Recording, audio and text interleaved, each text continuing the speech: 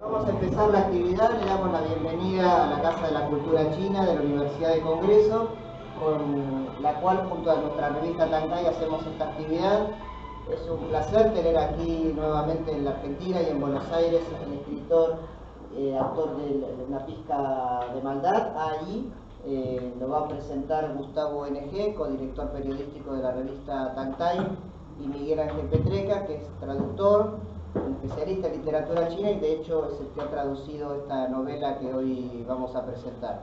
Así que, bueno, bienvenidos nuevamente, gracias por su presencia y después de las presentaciones seguramente si hay algún espacio para charlar con el autor. Les agradecemos también a la gente de la editorial, Adriana Hidalgo, que ha confiado en nosotros para esta presentación. Ahí ha venido a un festival de literatura en Buenos Aires, pero también pudimos traerlo a la Casa de la Cultura China con Tangtai para hacer esta presentación.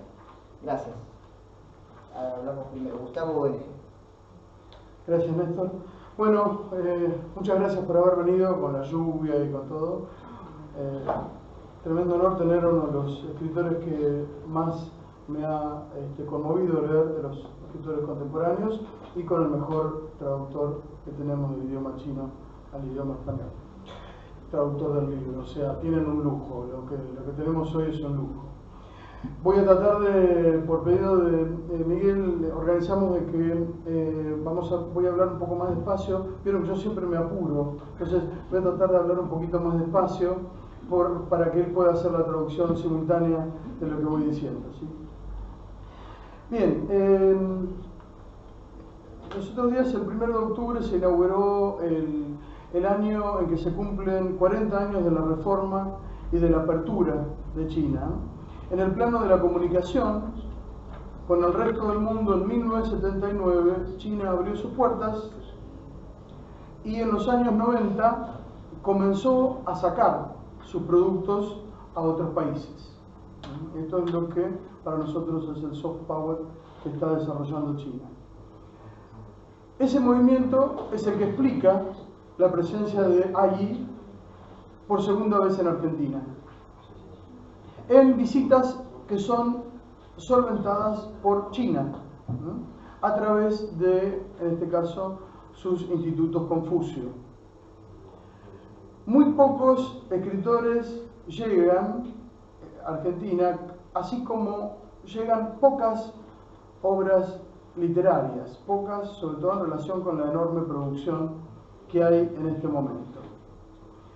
Esta Casa de la Cultura China tiene un contrato con la editorial China Intercontinental Press para ofrecer los libros que ellos han traducido directamente del chino, muchos traducidos por Miguel Ángel Petreca. La traducción del chino al español también está en sus primeros pasos, con muy pocos traductores. Entre ellos, como decía al principio, está a la cabeza Miguel Ángel, que es el traductor del libro que estamos presentando. Falta un largo camino para la llegada total de la literatura china. Sobre todo, un largo camino para que lleguen a nuestros lectores, no solamente a los más fanáticos, entre los cuales hay muchos de ustedes. Por ahora, los que trabajan en esa misión hacen esfuerzos gigantescos. Tanto allí como Miguel Ángel ponen un compromiso y un esfuerzo personal muy grande para que algo de la literatura china esté accesible a los argentinos. Decíamos hace un rato con Adriana Hidalgo que el esfuerzo en esta etapa está muy basado en la vocación personal, en el deseo de algunas personas para hacer el intercambio. Esta mesa es una prueba de esto. Bueno, y también celebramos que Adriana Hidalgo Editora esté apostando a obras de chinos, como lo viene haciendo, no solamente esta obra, sino que ya llevamos una colección. Y también celebramos que elija a Miguel Ángel como traductor. Sabemos que los lectores argentinos tienen interés en la literatura china. Y sabemos que la producción de la literatura china en este momento es pródiga. Lo que falta construir es el puente, y bueno, en eso estamos. ustedes acá, todos juntos en esta presentación. En este escenario me interesa enfatizar que el caso de Agui es muy interesante porque tiene varias líneas de conexión con Argentina. Esta es su segunda visita. No muchos escritores han venido 2 veces. Ha dado charlas en Mil Gotas. Mil Gotas es la primera librería argentina en China. El dueño de Mil Gotas es Guillermo Bravo, algunos de ustedes lo conocen, y él es el marido de Lulú. Lulú es la agente literaria de Agui.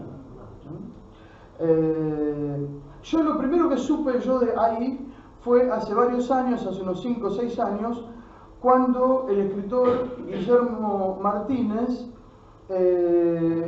tuvo su novela Crímenes Perfectos o Crímenes de Oxford traducida al chino. Lo llevaron a la editorial española que hizo la traducción, lo llevó a Guillermo a Beijing, y cuando presentaron, en una de las presentaciones estaba con Agui. En esa oportunidad nosotros supimos que Agui habló de su predilección por Borges. Hoy Agui sigue diciendo que si pasan muchos días sin leer algo de Borges, empieza a sufrir un síndrome de abstinencia. Esto me lo dijo ayer, estuvimos charlando ayer. Me dijo ese síndrome de abstinencia. Y esperó a ver si yo me sonreía. Bueno, todos estos nexos personales alimentan la construcción del puente del que estábamos hablando. Sobre Agui. Agui es el seudónimo de Ai Pochu. Ai Pochu significa algo parecido a puntal de la nación, puntal del país. Un nombre enorme, ¿no? Un nombre enorme que recibió como homenaje a Mao Zedong y a Zhou Enlai, porque ellos dos murieron en el año en que Agui nació, el año del dragón de 1976. 76. Bueno, Agui nació y se crió en una ciudad a orillas del río Yangtze, en la provincia de Jiangxi. Es una provincia que está al oeste de Zhejiang. Allí fue policía durante 8 años. Esta es una cosa que ninguna biografía omite, ¿no es cierto? Fue policía durante 8 años y luego se orientó hacia la palabra escrita como periodista, editor. El editor se ha destacado como editor de la revista Chuspa, que es dedicada a escritores jóvenes y que están un poquito fuera del mercado, como ha sido él. Finalmente se está dedicando de lleno a sus obras literarias. Se le han publicado las recopilaciones de cuentos tristes o relatos tristes, El pájaro me vio, y en 2012 Una pizca de maldad, que sí estamos presentando ahora. Entre otros reconocimientos, fue seleccionado entre los 20 principales autores del futuro por la revista People's Literature. Fue distinguido por Unitas Magazine, ganó el premio Revelación en los premios de los medios literarios de China en 2012, el mismo año de la publicación de Una pizca de maldad. Me interesaría puntualizar que para la cultura china, que es una cultura que condensa intensamente el pasado en el presente, el valor de la palabra escrita no es exactamente el mismo que tiene la palabra escrita en Occidente. La gran mayoría del pueblo chino no adscribe a una religión. Esto lo saben ustedes, ¿no? Hay religiones en China, pero la gran mayoría de los chinos no son religiosos. Sin embargo, para todos, la cultura está en el orden de la trascendencia. Se podría decir que son religiosos de su cultura. Y la cultura vive en la palabra escrita. Está condensada en la palabra escrita. En Occidente se publican libros sobre cualquier tema posible de hacer un libro. En China esto no es así. En China se publican, no se publica cualquier cosa. Puede haber algunas publicaciones, pero son marginales. La palabra escrita tiene una carga de sacralidad que nosotros apenas intuimos. Y por lo tanto, los escritores son mediadores entre este mundo y un mundo trascendente. Ayer, allí me decía que él sentía que esto era más del pasado, que en el presente esto no tiene tanta importancia. Toda la cultura china es así. El asunto es que ese pasado gravita sobre el presente de una manera mucho más fuerte y mucho más dominante que para nosotros. Ese pasado, esa tradición gravita sobre la obra y sobre la figura de ahí. Bien, decía que en 2012 se publicó la versión china de Una pizca de maldad. En 2015, allí pudo ser conocido por el público en castellano por una decisión de Adriana Hidalgo cuando publicó la antología de cuentos Después de Mao, también traducido por Miguel Ángel. Y el año pasado, Adriana Hidalgo tomó la decisión de publicar en español Una pizca de maldad. Vamos a algún análisis del libro, si esto es contexto. Bueno, les cuento lo que yo vi en el libro, comparto con ustedes. Hay un adolescente, el protagonista es un adolescente. Algunos de ustedes lo han leído. Hace un rato una compañera me mostró que hace un año leyó el libro, lo compró, hace un año lo tiene, y estaba esperando la presentación todo este tiempo. Bueno, hay un adolescente. El adolescente pertenece a un sector social bastante pobre, bajo. Su papá ha muerto, su mamá vive en otra ciudad de donde él vive. Él ha sido enviado a vivir con sus tíos en la ciudad para poder educarse ahí. Se lleva bastante mal con los tíos. Acaba de terminar el secundario y planifica un asesinato. Es un libro, una novela policial. ¿Sí? Bien. Empiezan ustedes a hacer las conexiones. Una persona que fue policía durante 8 años y escribe una novela policial. Hay algunos recursos ahí interesantes. El adolescente comete el asesinato. Pero yo no les estoy, a los que no lo leyeron, no les estoy arruinando, no les estoy spoileando el libro, no les estoy arruinando la lectura, revelándoles esto, porque esto ocurre al principio. Y ya sabemos quién lo hizo. El adolescente asesina bestialmente a una compañera de escuela, a la que estima, y luego escapa. Había pensado cada detalle, planificado el asesinato, planificado la huida. La novela está en primera persona. El lector está en lo que decimos la piel del asesino. Esto es un ejercicio literario que daría lugar a un género o, digamos, en la piel de el protagonista. El lector está en la piel de un asesino, un adolescente que está en la plenitud de su energía, en la plenitud de su rebeldía y en la plenitud del ejercicio del poder.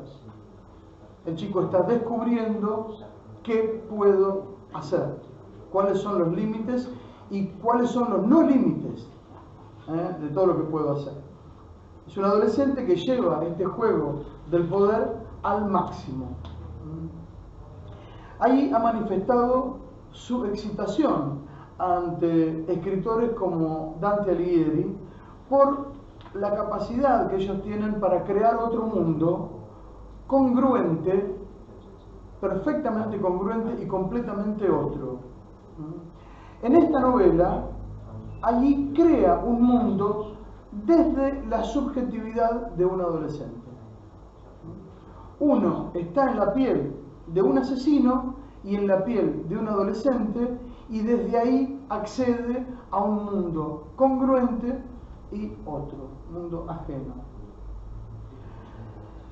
Una pregunta es, ¿este adolescente es un adolescente como cualquier otro en cualquier país? A la sacudida que produce el tema reaccionamos universalizando. Creo que los lectores tenemos este instinto. Aparece el miedo a los jóvenes asesinos que hacen una matanza en una escuela en Estados Unidos o que aterrorizan como delincuentes, ya sea en Argentina como en muchos otros países. Sin embargo, me interesa pensar que hay que estar un poco prevenidos ante los universales. Los universales siempre parten de algunos datos en común y terminan concluyendo que por esos datos todo es igual. Que un adolescente, que un joven chino, porque tiene datos en común con un joven argentino o con un joven norteamericano, son exactamente lo mismo. En Occidente, la juventud nació en la posguerra, rebelándose contra un orden establecido que no es exactamente el mismo orden contra el que se rebeló la juventud china, que también tuvo un nacimiento diferente. El nacimiento de la juventud actual, digamos, de la segunda mitad del siglo XX de China, no es el mismo nacimiento que tuvimos en Occidente. Entonces, si todas las juventudes se rebelan contra el poder autoritario, no todos los poderes son iguales, no todas las rebeliones son iguales. En definitiva, ¿podría el caso planteado en esta novela haber ocurrido en cualquier otro país? En parte sí, pero quizás sea muy interesante prestar atención a aquellos rasgos que son específicamente chinos. Entonces, yo creo que nos perderíamos algo si rápidamente dijéramos, es un pibe igual que el de cualquier otro lugar. Es igual que un pibe de Morón o es igual que un pibe, no sé, de Córdoba, ¿no? Creo que nos perderíamos algo. Quiero decir, nos perderíamos que estamos ante la literatura china.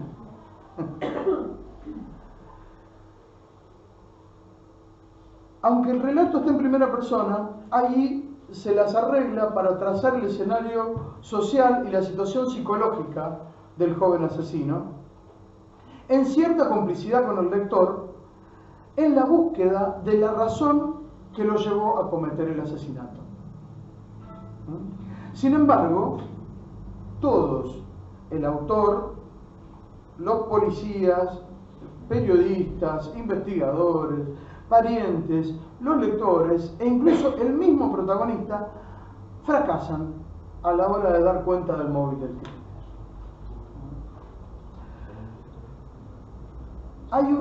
Después del asesinato, como les dije, hay una larga fuga que recorre pueblos, cruza ríos, tiene diferentes episodios que hacen sentir como una carrera de un sueño o de una pesadilla, ¿no? La policía lo está persiguiendo todo el tiempo. Es una larga fuga contada de manera magistral, realmente. Sin embargo, el suspenso dado por la posibilidad de que sea capturado o escape es un suspenso superficial, al lado, en comparación con el enigma de fondo, que es ¿por qué mató? El suspenso que uno tiene leyendo es a ver si en algún momento uno puede descubrir por qué una persona mata. Esta pregunta se va haciendo más intensa a medida que avanza el relato e incluso llega a formalizarse. Hay una etapa en que esto se dice directamente, ¿no? Es una parte importante del relato cuando se formaliza la pregunta. Pero aún así nunca es respondida de modo fehaciente. Se diría que ese joven vive en la primera década del siglo XXI, el chico tiene celular, la novela ocurre ahora, ¿no? O en el 2010, por ahí, ¿no? Se diría que ese joven vive en la primera década del siglo XXI de China con un nexo directo con jóvenes occidentales de fines de la década de 1950. Ese nexo es el existencialismo. O sea, esta novela policial, escrita de modo impecable, quiero subrayar mucho esto, ¿sí? Es un gran placer leer algo que tiene muy buena calidad. Es muy generoso el autor de brindar todo lo que tiene para que algo esté bien escrito. Esta novela, entonces, escrita de modo impecable, es un ensayo sobre la necesidad de actuar para encontrar un sentido al hecho de estar vivo.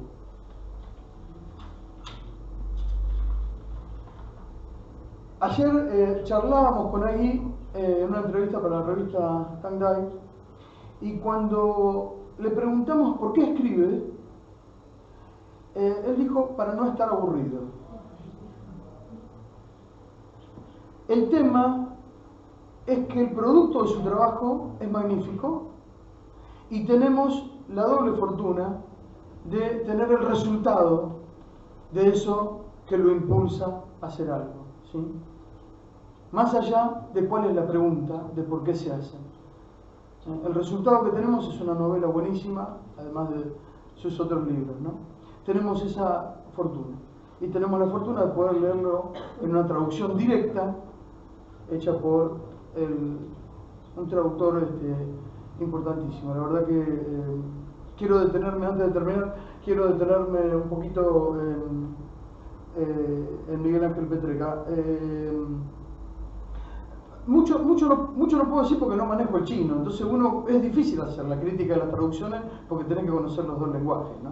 Entonces a lo mejor uno puede rasguñar algunos lenguajes, del portugués, del inglés, qué sé yo, pero decir esto está bien traducido o no cuando viene del chino no es muy fácil. Sin embargo, hay algunas cosas que te permiten disfrutar, por lo menos, ¿no?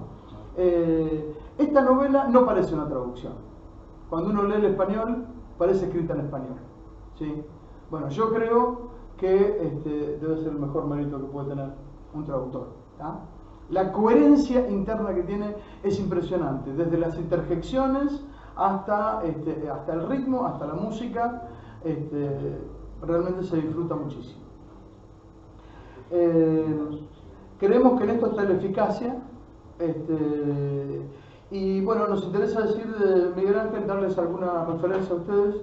El licenciado en Letras por la Universidad de Buenos Aires, hace más de 10 años encargó un trabajo monumental, que fue el de seleccionar y traducir una antología de poesía china contemporánea, ¿sí? Un trabajo ciclópeo, monumental, ¿sí?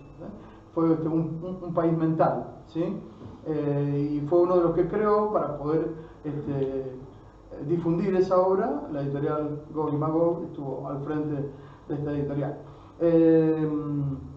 Bueno, Un país mental se reeditó años después en Chile por la editorial LOM, de gente que tiene mucha vocación también por la literatura china, gente hermosa. Y en España por la editorial Killer 71. Miguel vivió y estudió en Beijing. Es autor del libro de poemas El Maldonado, El Gran Furcio, El Recuerdo de una Pared, La Voluntad. También publicó el libro Pekín el año pasado, ¿no? Publicó pretextos de su experiencia en China, que también es una cosa maravillosa. También hizo el ensayo biográfico Mastronardi, que publicó Neutrinos este año. Miguel vive en París, está ahí realizando un posgrado de estudios chinos en el Instituto Nacional de Lenguas y Civilizaciones Occidentales. Ustedes saben, uno de los institutos que más ha trabajado el tema de la cultura china en Occidente. Y nos interesa finalmente darles una referencia de las obras que viene traduciendo del chino al español, ¿sí? El Invisible, de Café, muchos de ustedes lo conocen. La selección que habíamos citado antes, Después de Mao, de varios narradores actuales, entre los cuales está ahí. La Piedra de Catachuta, de Yu Tian, Kong Yichi y otros relatos, de Lu Xun. Murciélagos al atardecer, de Sichuan, que también mencionamos, y Historias del río Hulan, de Xiao Hong. O sea que bueno, recién empezamos con todo esto, ¿no? Bien, esto es lo que tenía para compartir con ustedes. Nos interesa mucho qué es lo que puede contarnos Miguel Ángel, y eventualmente si podemos conocer escuchar alguna parte de los relatos.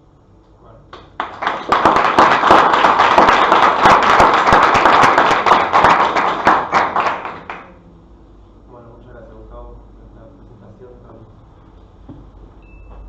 Mucho para decir, no sé, igual voy a ser breve, yo preparé un pequeño textito, porque no me sale hablar, la verdad, que prefiero leer.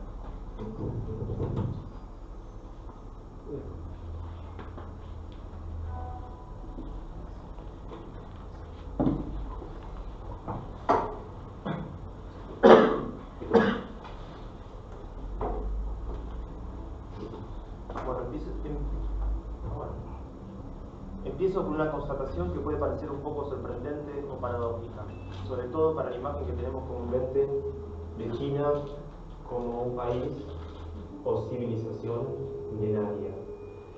Esta constatación es: la literatura china es un hecho muy reciente, mucho más reciente que la literatura argentina. Me lo saco directamente, porque la verdad que entre y salga nos molesta. ¿Querés hablar con este?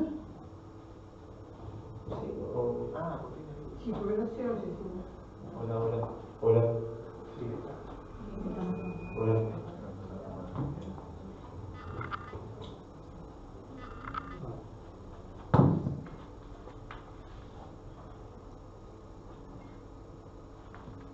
Hola. Bueno, esta constatación es: la literatura china es un hecho muy reciente, mucho más reciente que la literatura argentina. La literatura china, o mejor dicho, la literatura china moderna, en la que se inscribe la obra de Ai, tiene apenas 100 años de historia.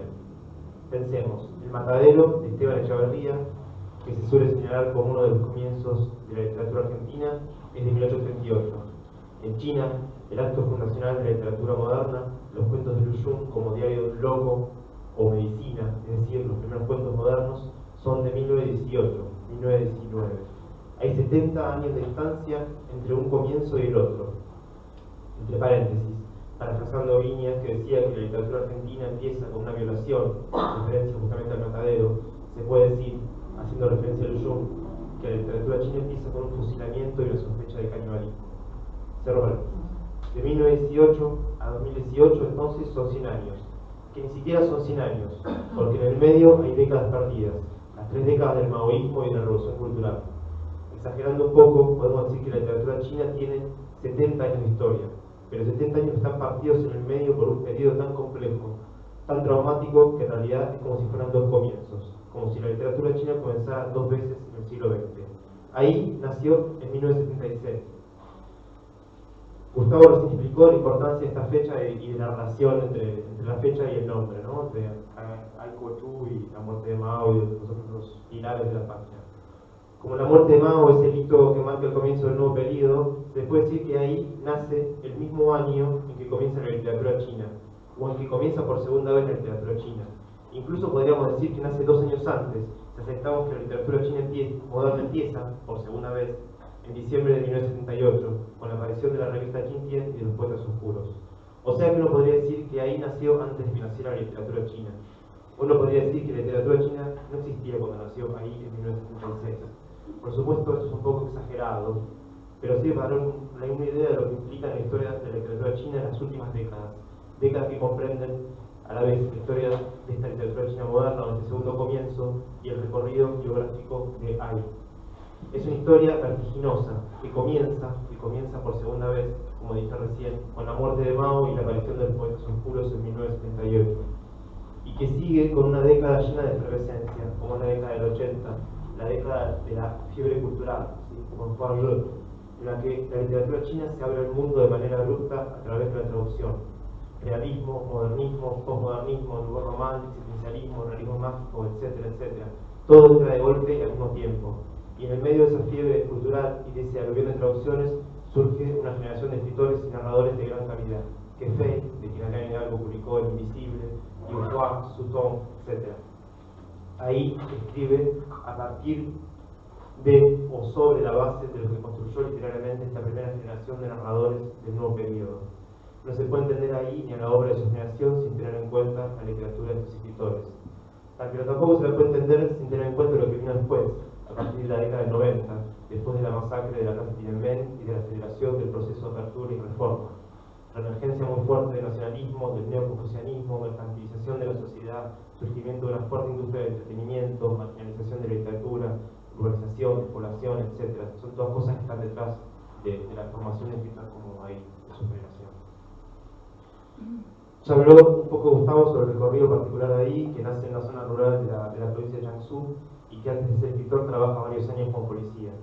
Deja la policía, empieza a trabajar como periodista y luego en 2011 como editor de la revista Tiannan, que es una revista bilingüe que tiene Chuspa y Tiannan son la misma, ¿no? Pero tenía una parte en chino y una parte bilingüe en el momento, ¿no?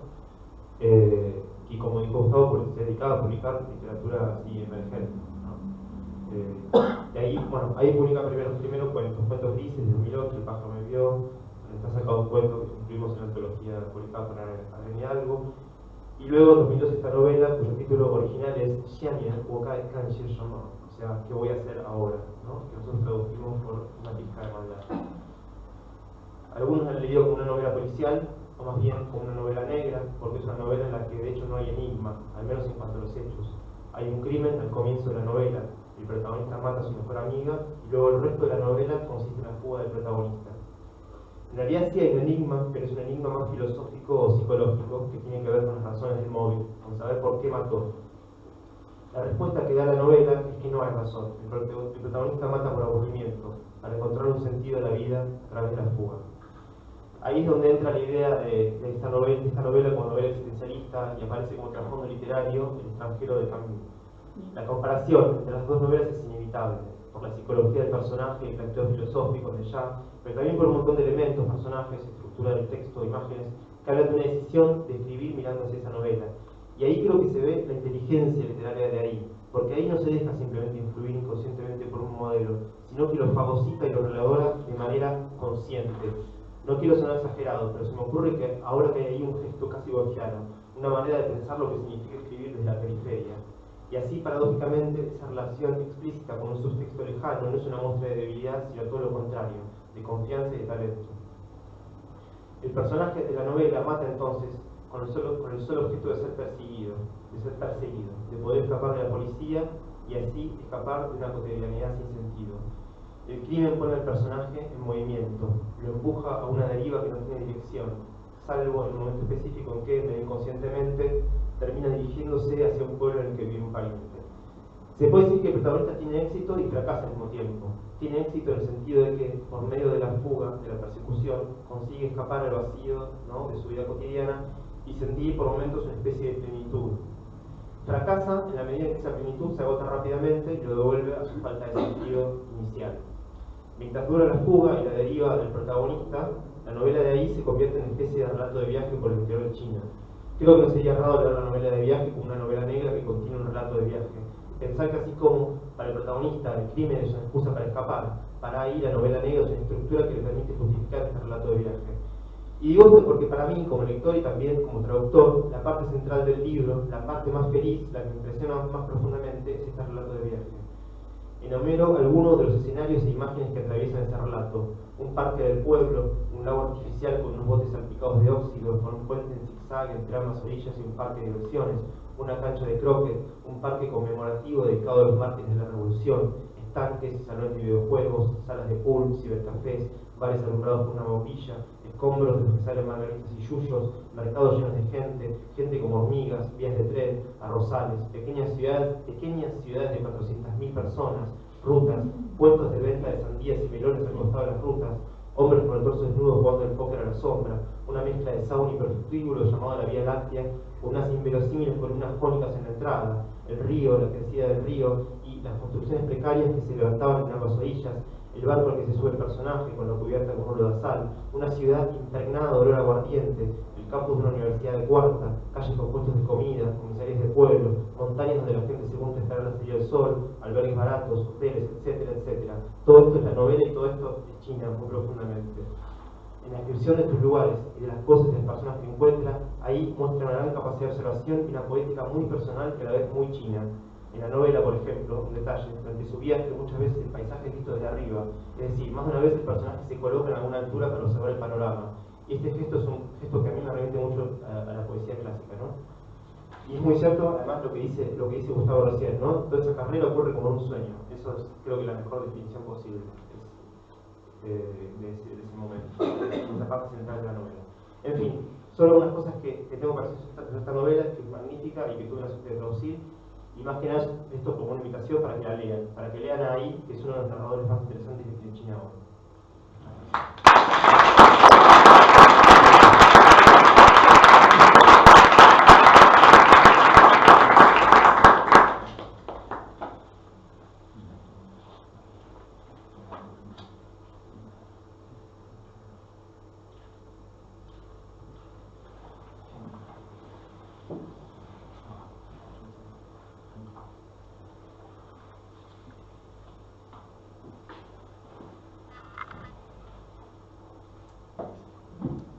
谢谢大家。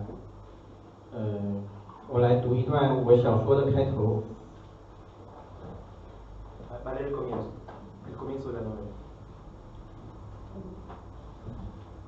今天我去买了眼镜，起先试的是墨镜，但那样欲盖弥彰。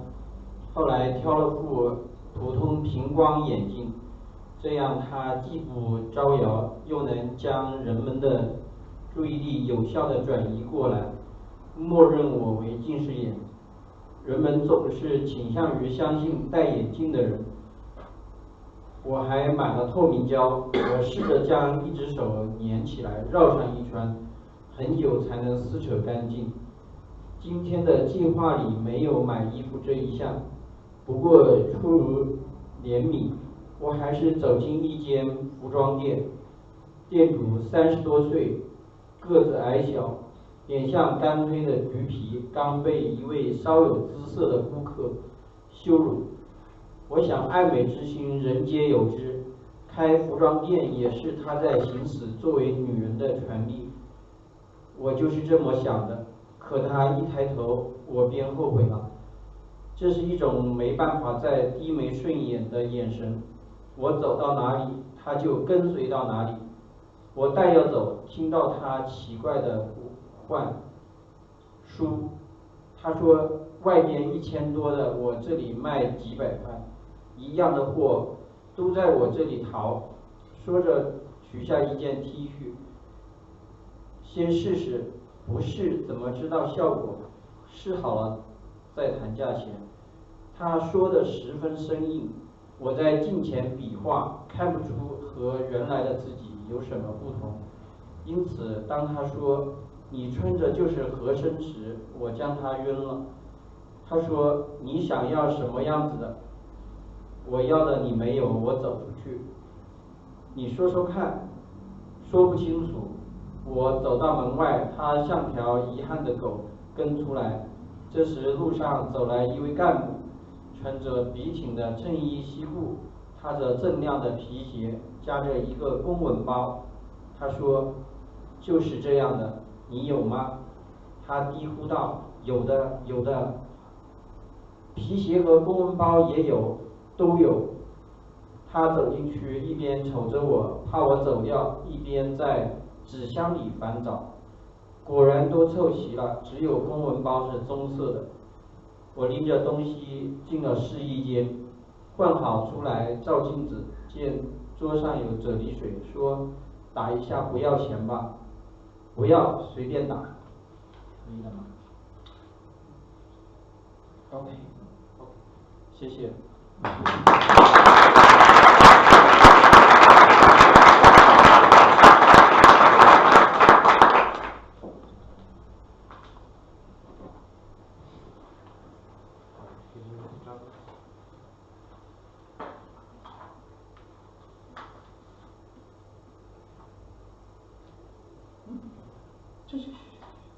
¿Qué es eso? ¿Dónde es?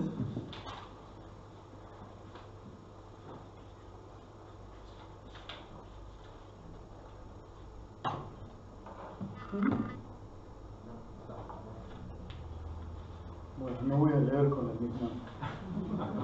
Impresionante escucharlo, impresionante. Hoy fui a comprar lentes. Me probé unos oscuros primero, pero el resultado era opuesto al deseado, queriendo ocultar. Uno revela más. Luego elegí unos lentes comunes y sin gradación. Así era mucho mejor. No tenían nada llamativo y harían que la gente me tomara por miope.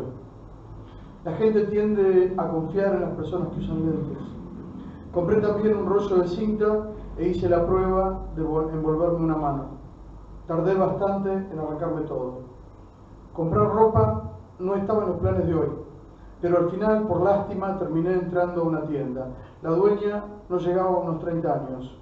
Era bajita y pequeña, de tez muy oscura, con un lunar negro azulado sobre la mejilla, un pelo largo sobre el lunar. Un cliente se acababa de burlar de su aspecto. Pensé que todo el mundo ama la belleza y que abrir una tienda de ropa era su forma de ejercer su derecho a ser mujer. Eso es lo que pensé. Pero en cuanto levantó la cabeza me arrepentí terriblemente. Sus ojos me seguían a todas partes con una expresión que no podía ser más servil. Estaba por irme cuando la escuché llamarme Don. Dijo en un tono casi conmovedor: lo que afuera venden a más de 1000, acá lo tengo a 300 o 400, Don. La misma mercadería, acá está de saldo. Y mientras lo decía, agarró una camiseta. Pruébese. Si no prueba, no puede saber cómo le queda. Pruébese y después discutimos. Esas frases para atraer clientes aprendidas de memoria sonaban muy poco naturales. Me la probé por encima frente al espejo y me di cuenta de que mi aspecto no cambiaba en nada. Así que cuando ella dijo, le queda pintada, la tiré a un lado. ¿Qué estilo está buscando? Lo que busco no lo tienes, dije, y salí de la tienda. ¿Por qué no me dice y vemos? No sabía decirlo. Me siguió hasta afuera como un perro abandonado. En ese momento pasaba caminando un hombre con típico aspecto de funcionario del gobierno, camisa y pantalones sin una arruga, zapatos brillantes, un portafolio bajo el brazo. Dije algo así: ¿tienes? Para mi sorpresa susurró: tengo. ¿Zapatos y portafolio también? Tengo todo.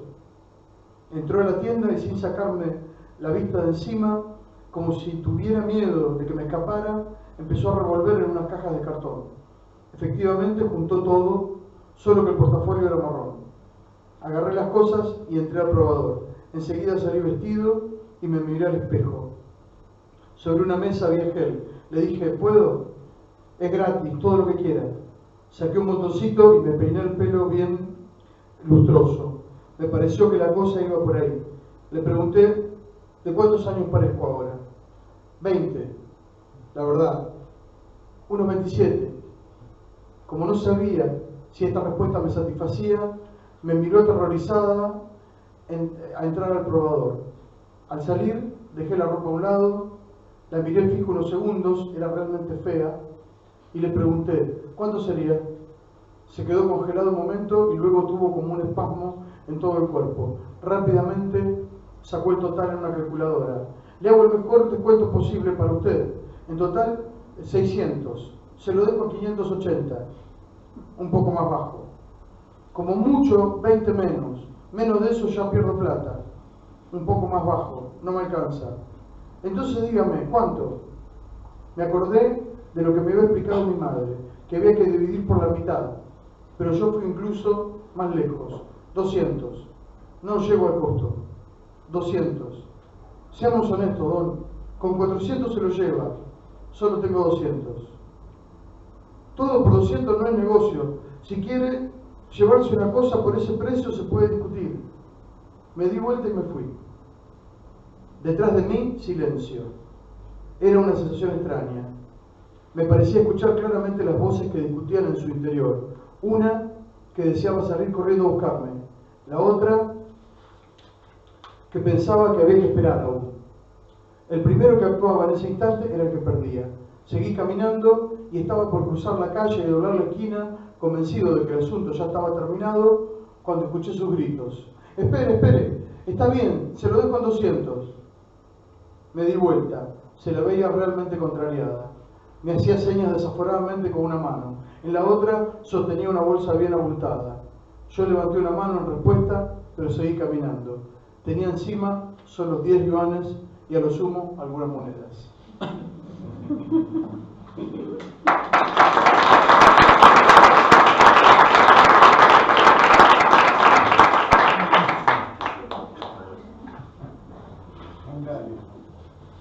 ¿Querés leer algo más? Bueno, un lujo. Queríamos disponer de algunos minutos por si alguien quería aprovechar la situación, quería hacer una pregunta a Miguel o ahí, pues tendremos unos minutos. Sí, María. Primero que nada, muchísimas gracias por el trabajo. Para que te lleve el micrófono. Bueno, muchísimas gracias por el trabajo porque realmente se disfruta y es de esas obras que uno recuerda y cambia e intercambia con lecturas, vivencias y no se queda en el momento de leerlas, sino que sigue trabajando mucho tiempo. Lo que me preguntaba era lo siguiente, más allá del momento de prolijidad de terminar una etapa y empezarla de adulto con esta duda, con este experimento, con esta búsqueda, el personaje cruza un límite más allá de la edad que tenga o el momento que tenga.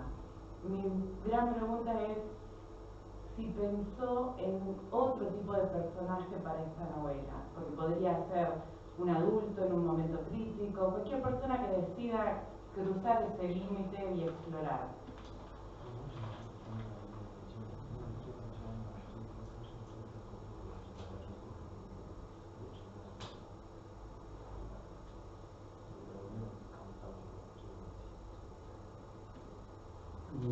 谢谢你对我的小说的表扬。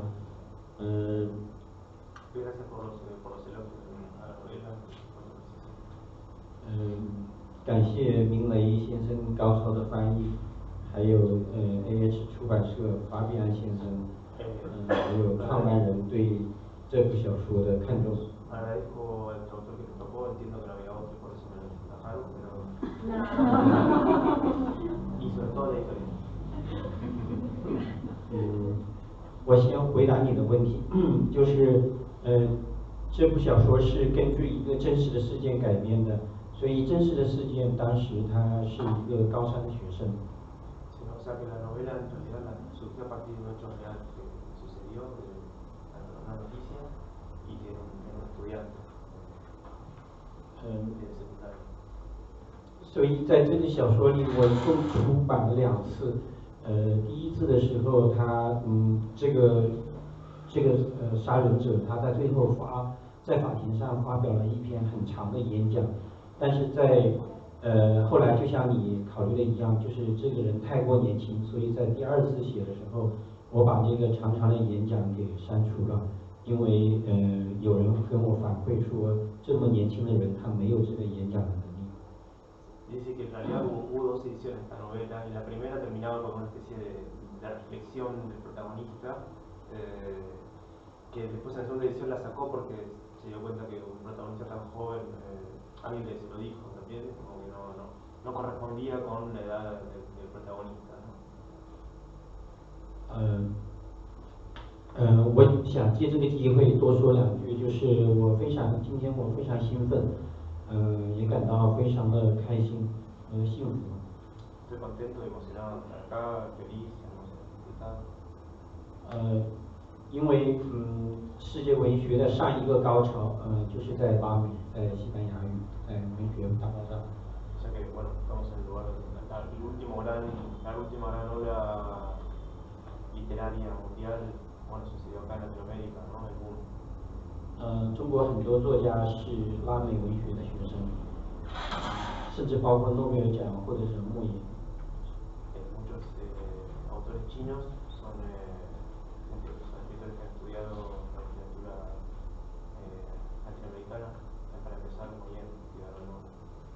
我们这些写作者，中国的写作者，都有一个愿望，就是如果我们的作品能够到博尔赫斯和科塔萨尔的故乡去发行，那将是一件多么幸福的事情。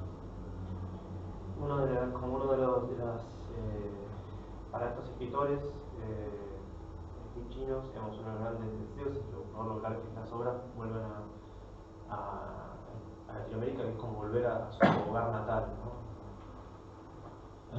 我非常开心，我的作品能跟随格非先生、西泉先生还有李敬泽先生的作品来到拉美。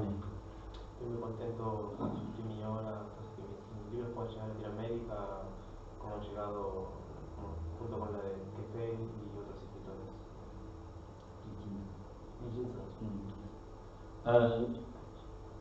现在在拉美，在南美洲，中国的作品并不是很多，但是我希望，未来中国的作品能更多的出现在拉丁美洲。No hay todavía muchas obras, mucha literatura china en Latinoamérica, pero creo que en el futuro puede haber cada vez más. 因为我有一种预感或者有一种判断，就是世界上现在，非常有理想和创造力的作家，现在就在中国。拉美文学是世界文学的上一个高潮，上一个舞台的中心。那下一个舞台的中心肯定是在汉语。Dice que, bueno, la Latinoamérica fue la última gran ola, el último gran boom, el último gran centro de literatura mundial, pero tiene el presentimiento de que el próximo gran boom, el lugar donde va a ser el centro de literatura futura, va a ser en China, en la lengua china. Muchas gracias.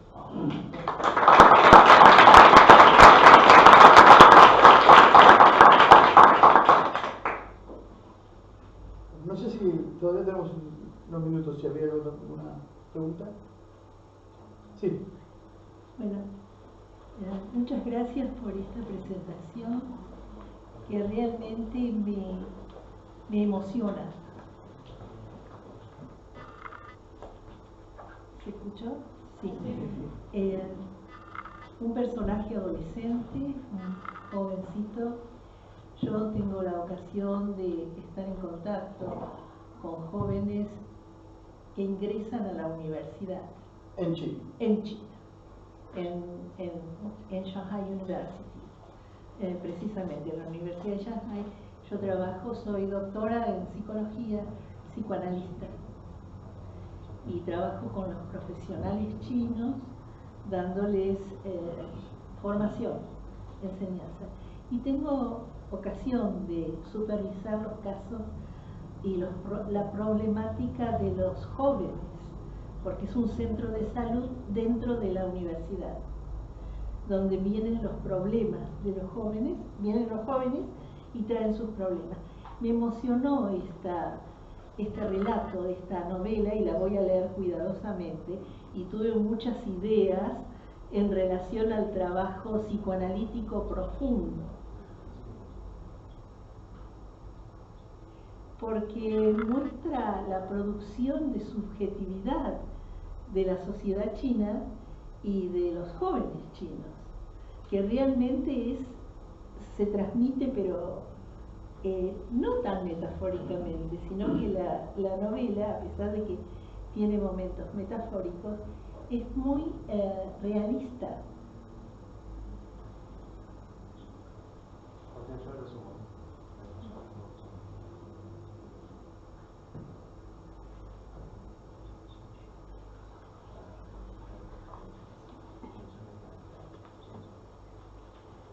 Bueno, es brevemente la traducción, excelente, ¿no? Lo poquito que pude escuchar y la presentación de Gustavo también, así que muchas gracias.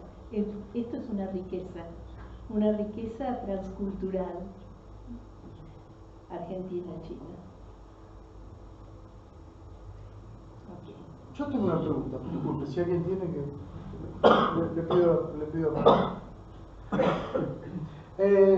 tema que veníamos hablando, pero me interesaba mucho la traducción del título. O sea, recién vos dijiste literalmente el título en chino es... Xiamen Wakai Shi Shang. ¿Qué sería la traducción literal al español?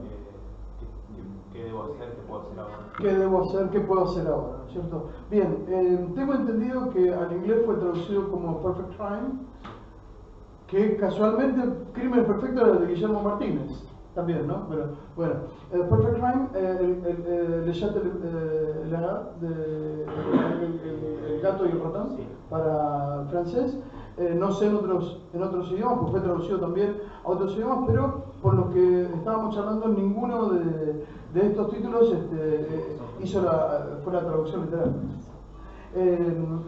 Preguntarte por qué había sido una pizca de maldad y si lo habían charlado, si vos luego llegaste a intercambiar con el autor alguna opinión sobre esto.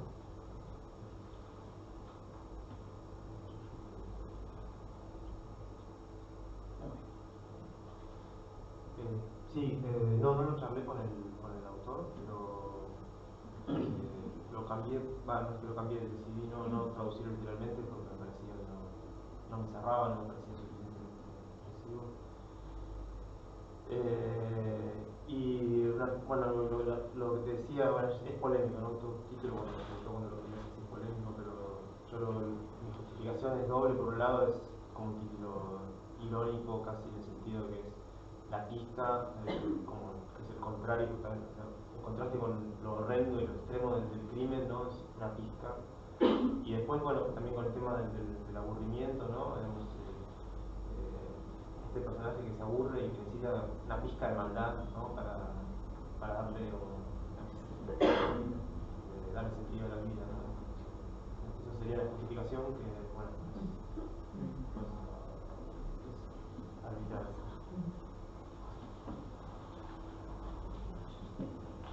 Hola, bueno, muchas gracias primero por hacernos llegar a la editorial también y a la gente de Tantay, un escritor chino a Argentina que viene la segunda vez que viene, no es que estamos todos los días recibiendo escritores o gente relacionada con el arte en China.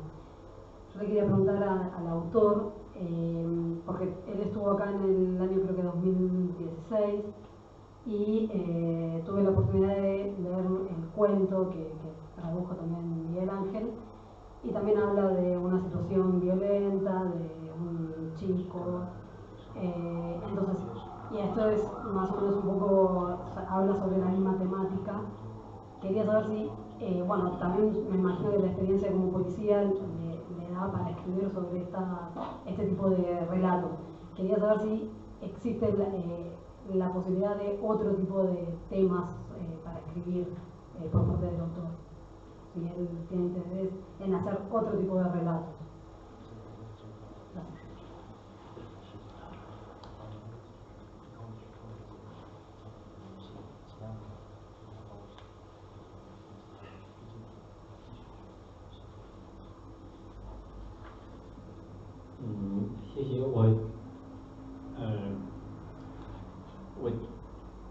我写作就是在2008年开始的，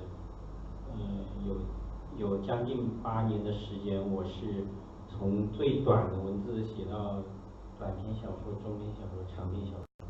这样我在完成了就是2016年完成一个长篇以后，基本上写作就暂时停止了。什么？2016年。对，就是那个早晨9点叫醒我。Dice que empezó a escribir en 2008 年开始。对，2008年。Dice que empezó a escribir en 2008. Dice que empezó a escribir en 2008, empezó a escribir cuentos y que su proceso de escritura fue poco a poco, a partir de los cuentos hasta llegar el cuento, después la novela, Chongqing Xiaoshuo Argentina, y después la novela, ¿no? Hasta que llegó a 2016, cuando publicó otra novela, su segunda novela, que no por el título, que no se ha traducido todavía, y que ahí dejó un poco, hubo un momento en que interrumpió su escritura. Pero que se para. 现在在写一些，在收集一些鬼故事、鬼怪的故事、灵魂的故事。Sí, ahora está como escribiendo o recolectando unos textos como tienen que ver con como fantasmas, 啊， que son cortos. 昨天我还找那个采访我的一个老记者老先生叫马克西蒙说，我还找他问你身上有什么鬼故事，他说他写过一个主人公叫卡里欧的小说，后来发现在军政府的统治结束以后，果然有一位死者要被杀害的人叫卡里欧，事迹差不多，他觉得他那个小说应该是卡里欧的鬼魂向他讲的，所以他写出来的，是这样的。最后你说的是什么？他说什么？他说是那个卡里欧的那个鬼魂跟他讲的这个。Sí dice que ahora estoy estudiando esto entonces, historias de fantasmas. No, cuenta que ayer le preguntó a un periodista que lo entrevistó, un periodista grande que se llama Máximo Soto, de ámbito financiero, si tenía algún cuento de fantasma para contarle. Y entonces Máximo le contó que durante el gobierno militar había escrito una novela, un libro que era sobre unos enterradores, que uno moría y uno desaparecía, estaba en el cementerio de Tucumán.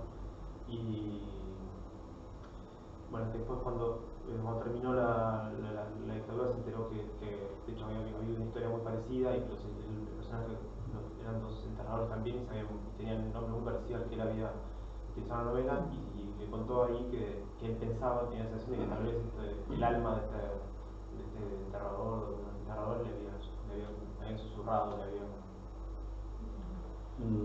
我最近做的这项工作也是无奈之举，因为我的理想是写出一部伟大的著作，但是我现在并没有找到那个伟大的形象，伟大的主人公。Sí, él tiene la idea de escribir esto que escribe estos cuentos de alguna manera como lo que puede escribir ahora, ¿no? Digamos, pero su ideal sigue siendo escribir una gran novela, una gran obra, pero todavía no encontró el personaje, ese gran personaje, como protagonista.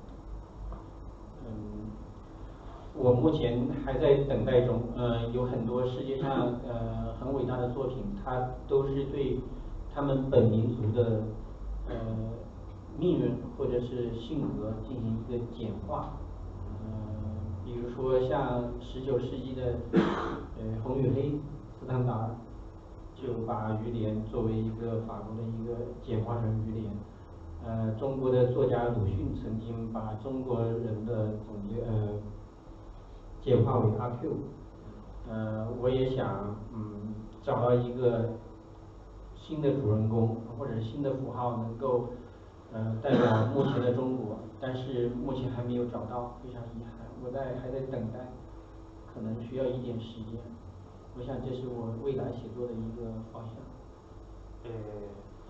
Pues lo que dice es que como en su momento de espera, que le gustaría escribir algo, piensa por ejemplo en el literatura del siglo XIX, que es en esa literatura que sintetizaba a una nación, ¿no? Por ejemplo, se nombró el rojo y negro de Stendhal, ¿no? Nombró también el caso de Lucian, con el personaje de Yaku, que de alguna manera sintetizaba, es como una especie de, ¿no? de la nación, ¿no? Y él le gustaría escribir algo así, todavía no he encontrado el tema o el personaje, el símbolo que pueda encajarse. Sí, sí. Sí, Fabián. Fabián tiene... Sí. ¿Qué tal? Buenas tardes. Se escucha.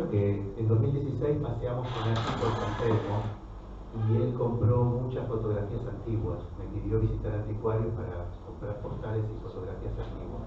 Quería saber si había algún proceso entre la imagen, esas imágenes, y alguna construcción literaria que le estaba planteando, o si tiene que ver con esta cuestión fantasmal que está planeando para el próximo libro.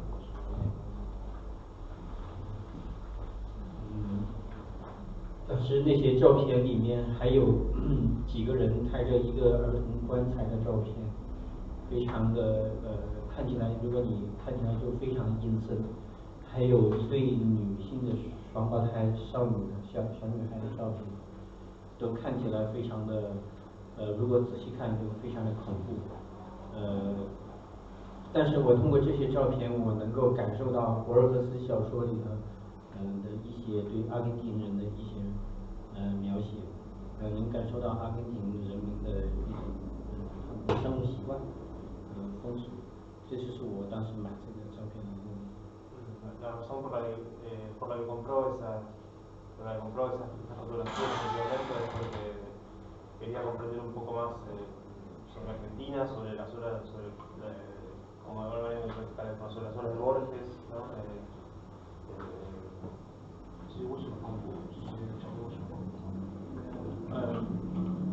有一对双胞胎穿白色衣服的双胞胎女孩出现在那个照片里面，她们就像复制品一样，像克隆人一样的，克隆人复制品，像复制人一样。Entonces, bueno, dice que eran las fotografías que le dieron mucho miedo en su momento, eran las personas que tenían vestidos de blanco. Las mellizas de pelo blanco.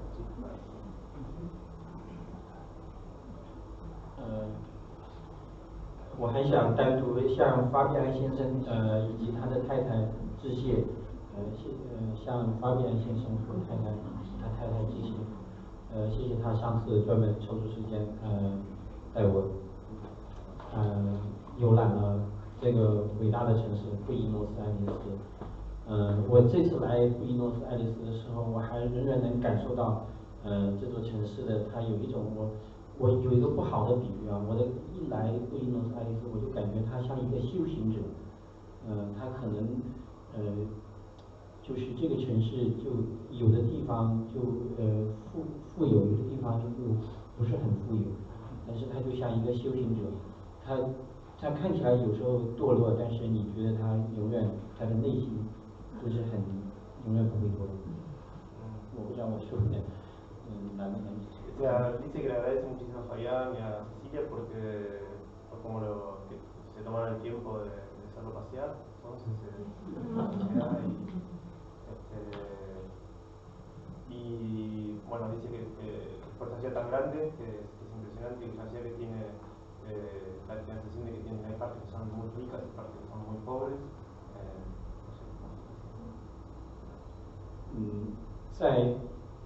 在阿根廷如果人们感到苦闷的时候，可能是跳探戈舞去，或者喝马黛茶。我很喜欢这种生活方式，因为在中国的可能有另外一种方式，就是打麻将，还有别的方式。我觉得中国和阿根廷这两个民族都有一种乐观主义的精神，这是我非常喜欢的。La gente en Argentina, en Buenos Aires, como se siente triste, pero baila el tango. En China, en cambio, bueno, juegan al maquián, de otra manera. Pero bueno, comparten mucho de lo que son la mentalidad optimista. 我们中国人民曾经在发生水灾的时候，在水里面打麻将，一个桌子摆在水里面继续打麻将。Dice que los chinos, por ejemplo, normalmente cuando viene un caso de inundación, que podían estar jugando en medio, poner la mesa en medio de la inundación y jugar al machián, en medio del desastre, ¿no?